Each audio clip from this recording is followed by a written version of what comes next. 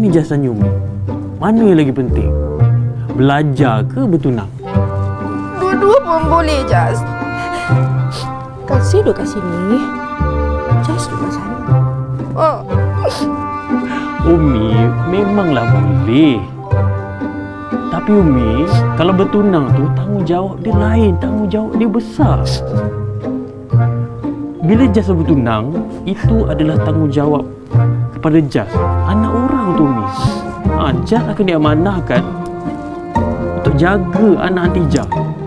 Besar tu tanggungjawab tu Umi. Jas, amanah Umi sebagai seorang ibu kepada Jas pun penting, Jas. Umi nak tengok Jas kahwin. Jas ada anak. Umi boleh main dengan cucu-cucu sebelum Umi mati. Okey, Jas tahu. InsyaAllah. Jas tahu yang Umi sebenarnya takut kalau Jas kahwin dengan orang Arab kan. InsyaAllah Jas janji Jas takkan kahwin dengan orang Arab.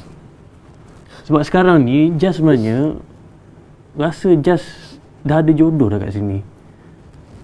Kalau Umi tahu mesti Umi suka. Siapa, Jas? Fatimah, anak Anti Hafsah. Said Jazlan. Itu bukan keturunan Sharifah.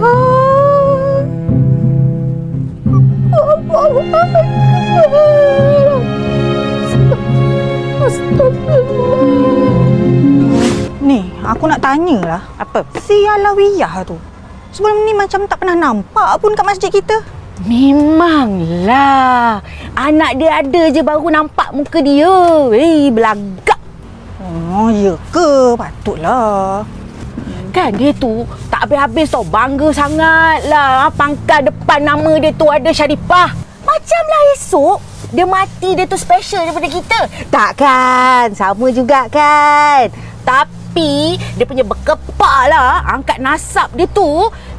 Menyampah aku lah. Biasalah.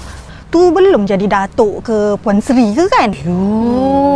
Ni aku akan pastikan tau. Anak aku yang 2 orang tu kahwin dengan anak raja je.